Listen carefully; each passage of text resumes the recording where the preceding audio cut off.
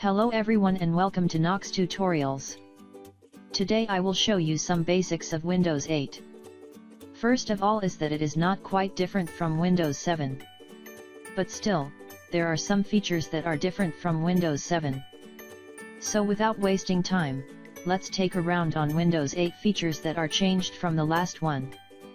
Before that I want to say that it is my new channel. Please take a moment and subscribe to our channel for more interesting tutorials. So first, Microsoft have changed the Start menu bar. If you drag your cursor to bottom left, you will see that a box has appeared.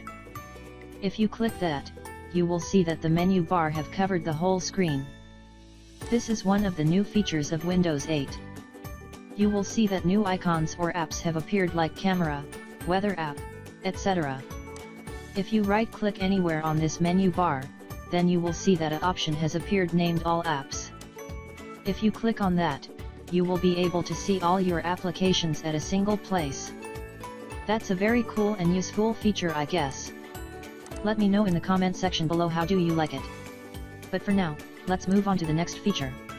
If you move your cursor to the top right, you will be able to see a very useful and cool new feature they added. There are 5 new options in one place. First is Search option, which can be used as a searching tool for you. Second is a Share tool. You can send or receive apps or anything from another user. Third is a shortcut to Start menu. Just click on it and your Start menu will be opened. Fourth is the Device option. It can show you devices connected to your PC with Internet or Bluetooth. Fifth is the Setting option. It can show you some settings like control panel, personalization, etc. So these are some basic features of Windows 8. I know these are only 2 of them, but many of them are much similar to Windows 7. So if you like it, then please be sure to leave a like, share to your friends who are new to Windows 8, and of course, subscribe to Knox Tutorials for more tutorials. Also be sure to leave a comment how do you like these new features. We'll